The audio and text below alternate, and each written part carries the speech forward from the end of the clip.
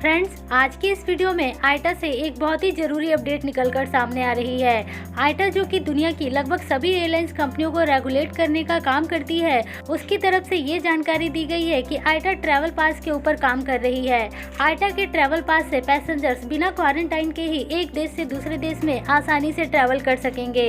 बात करें इस समय मौजूदा हालात की, तो यदि आप एक देश से दूसरे देश में ट्रैवल करते हैं तो दोनों देशों की परमिशन की जरूरत पड़ती है। जिस देश में आप हैं उस देश ने अपने यहाँ पर अंतर्राष्ट्रीय बॉर्डर को खोला हुआ है या नहीं, और साथ ही साथ आप जिस देश में ट्रैवल कर रहे हैं वह देश भी उस देश के पैसेंजर्स को आने दे रही है या फिर नहीं। ये सभी कंडीशन इस समय आपके ऊपर लागू होता है यदि आप ट्रैवल करने के बारे में सोच रहे हैं तो। लेकिन फ्रेंड्स, आईटा जिस ट्रैवल पास को लेकर आ रही है, यदि उस ट्रैवल पास को लॉन्च कर दिया जाता है तो पैसेंजर्स आसानी से एक देश से दूसरे देश में ट्रैवल कर पाएंगे और इसके लिए उनको क्वारंटाइन की भी आवश्यकता नहीं रहने वाली। अब बात कर लेते हैं कि ये ट्रैवल पास कैसे काम करने वाला है। तो इसके लिए आईटा एक ग्लोबल इंफॉर्मेशन इंफ्रास्ट्रक्चर को शुरू कर रही है, जिसमें कि पैसेंजर्स की इंफॉर्मेशन ऐसे सेव की जाएगी कि उसके कोरोना का लेटेस्ट रिपोर्ट क्या है, और उस रिपोर्ट को एक देश के अलावा दूसरे देश भी आसानी से देख सकेंगे, जिससे कि जो पैसेंजर्स भी ट्रैवल करना चाहते हैं उनकी सारी की सारी टेस्टिंग की रिपोर्ट और जिस देश में वो लोग जाएंगे उस देश में पहले से ही मौजूद हो जाएगी,